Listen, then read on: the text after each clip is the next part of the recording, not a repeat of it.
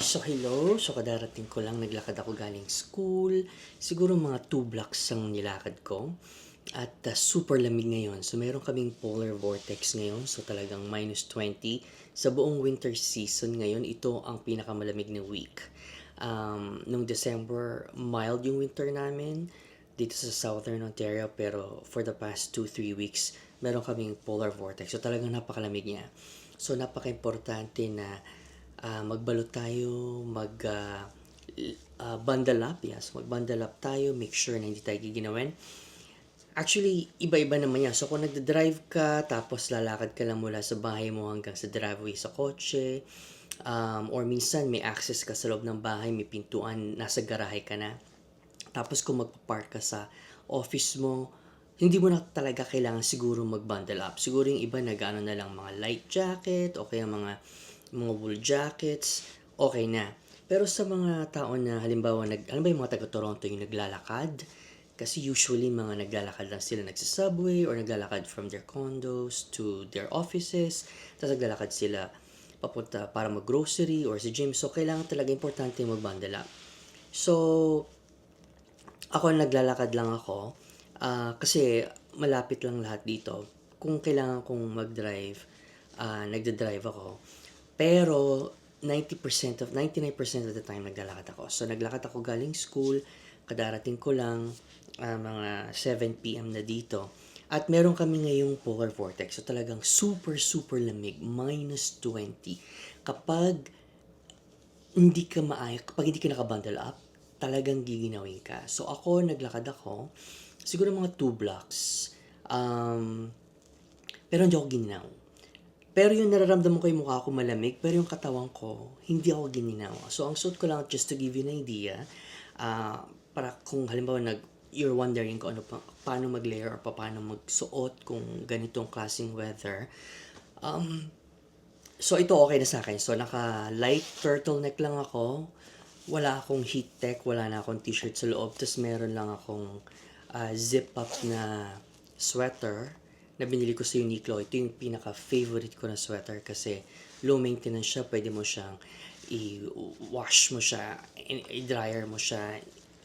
Ang tagal na to, ilang taon na to at gustong gusto ko. So, parang, polyester siya, 100% polyester.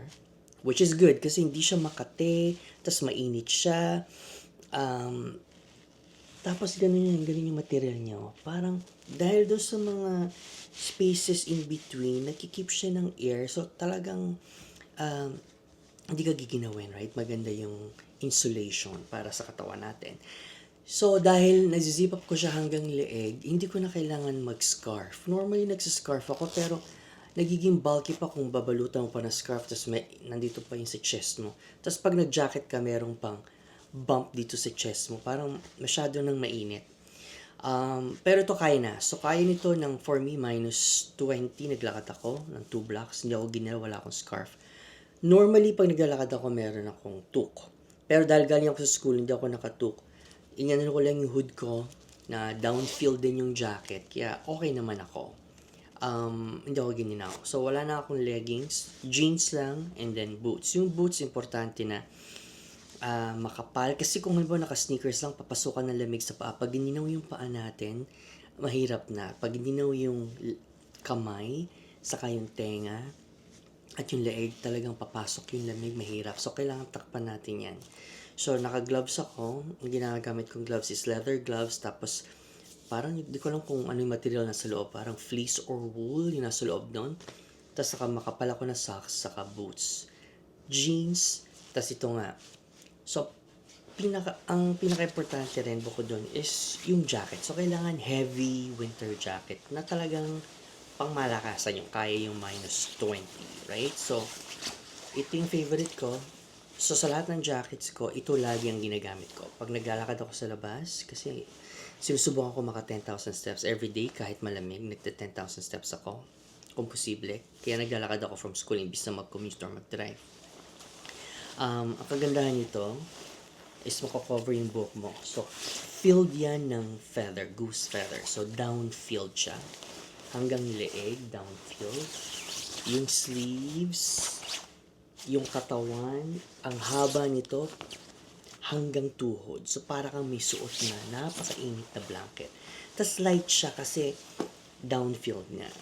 Ito talaga ang pinaka-favorite ko. So, kung maghahanap kayo ng jacket, subukan niyo yung downfield. So, yung Uniqlo meron. Pero ito, nabili ko to sa Scotch and Soda. Tinignan ko sa website nila, wala na silang ganitong klase. Pero binili ko to medyo matagal na, mga 7 years ago, I think. Pero kagandahan nito, hindi siya naluluma. Tapos kapag pinapawisan ako, pwede ko siyang laban. Hindi ko na siya kailangang ipa-dry clean. So, low maintenance saka nakakatipid. Hindi siya naluluma. Tapos yung feather niya, syempre pag nababasa, nagiging clumpy, di ba? So, kapag nilalagay ko siya sa dryer, so una ilalagay ko muna siya sa washing machine. Tapos kapag nilagay ko siya sa dryer, nilalagyan ko ng 3 tennis balls na bago na hindi gamit, right? So, specifically lang yung dedicated lang yung para sa dryer. Kapag nag-dryer ako ng mga jacket na may mga feathers. So, pahabang umiikot yung jacket sa loob ng dryer, yung balls, parang hinihiwa-hiwalay niya yung mga feathers. So, nagiging fluffy siya, super fluffy siya after. Kaya ito talaga yung go-to jacket ko kasi low maintenance, hindi ko na kailangan pa dry clean, madaling laban, napakainit, saka napaka-light. Tapos, feeling ko, dressy rin naman, maganda rin naman. Di siya yung parang kakaya. So, actually, favorite ko talaga siya. Ang ganda ng look. Tapos, yan nga, kapag merong, tinaas mo yung hood, puno yan ng feathers. So, downfield siya.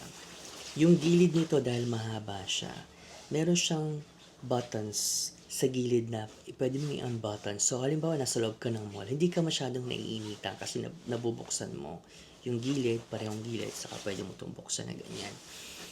Ang hirap kapag wool ang jacket mo. Mainit din yung wool. Gusto ko rin yung wool. Maganda yung kapag halimbawa pasok ka sa office, dressy siya tingnan. Kaso wala siyang hood. Tapos kailangan mo siya laging ipa-dry clean. Tapos, hindi ko siya magamit kapag maglalakad lang ako, di ba? Ito pwede ko pag maglalakad, mag-grocery. So, yung iba naman na mamahaling jacket. So, halimbawa yung Canada Goose, yung ibang super mamahal, let's say mga $1,000 and above.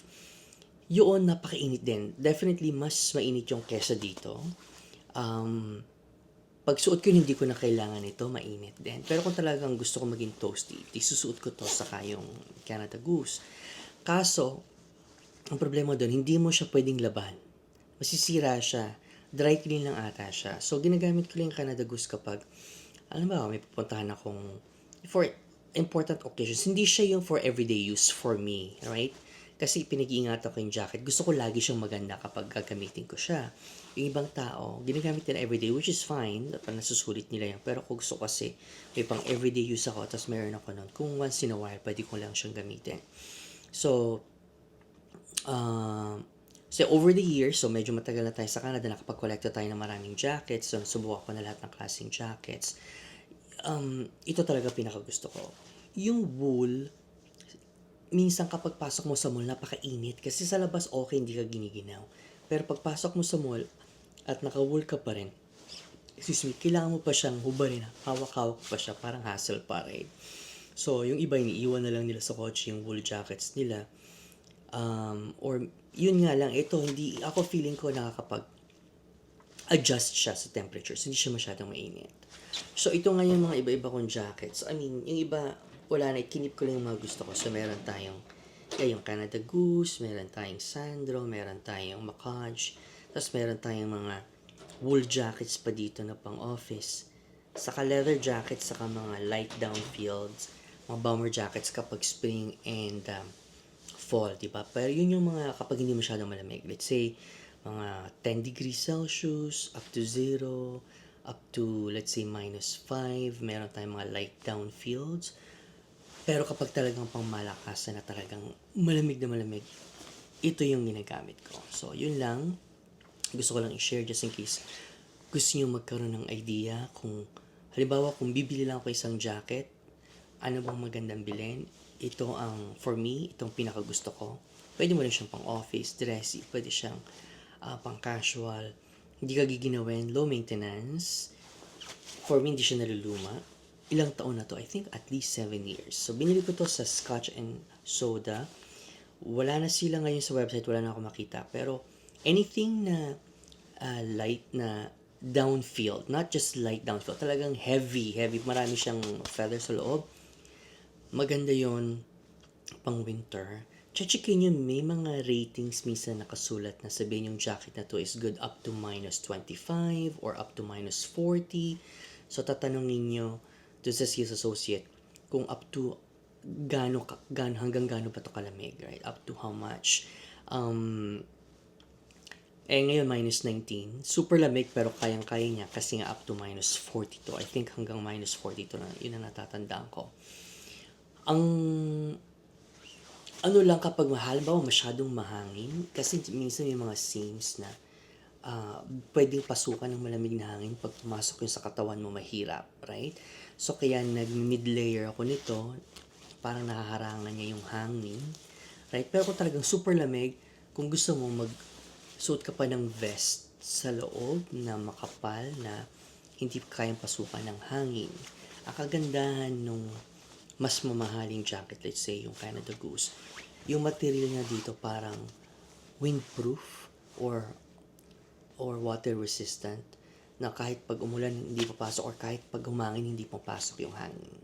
So yun lang, pero kung gusto niyo ng something na hindi masyadong mahal, na magagamit mo araw-araw, na low maintenance, I would recommend yung mga downfield na jackets. So, not sponsored, pero gusto ko lang i-share para meron kang idea. Okay? And please subscribe kung di niyo pa ako pina-follow. Please follow me and see you on the next one.